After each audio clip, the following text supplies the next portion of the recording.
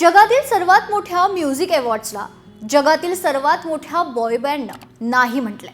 होय, BTSनं अधिकृतपणे जाहीर केलंय की ते 2027च्या ग्रॅमी अवॉर्ड्ससाठी आपलं म्युझिक सबमिट करणार नाहीत. RM, जिन, शुगा, जेहोप, जिमिन, व्ही आणि जंगकुक 7ही सदस्यांनी एकाच वेळी त्यांच्या इंस्टाग्रामवर एकच संदेश पोस्ट केलाय. त्या संदेशात त्यांनी लिहिलंय की आम्ही यावर्षी ग्रॅमीजमध्ये सहभागी होणार नाहीत. संगीताचं मूल्य त्याच्या भाषेवर किंवा प्रदेशावर नाही तर त्याच्या भावनेवर ठरलं पाहिजे. हे विधान समोर येता संपूर्ण K-पॉप इंडस्ट्रीमध्ये खळबळ माजली आहे. कारण यावर्षी BTSचा आरिरांग अल्बम जगभर गाजलाय. बिलबोर्डवर नंबर 1, लाखो विक्री आणि स्विम हे गाणं अमेरिकेतही सुपरहिट ठरलंय.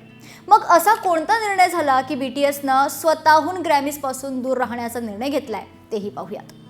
यामागचं कारण म्हणजे रेकॉर्डिंग अकॅडमीनं नुकतीच best Asian pop music performance ही नवीन ग्रॅमी कॅटेगरी जाहीर केली आहे. या कॅटेगरीमध्ये पात्र होण्यासाठी गाण्यात आशियाई भाषेचा महत्त्वपूर्ण वापर असणं आवश्यक आहे.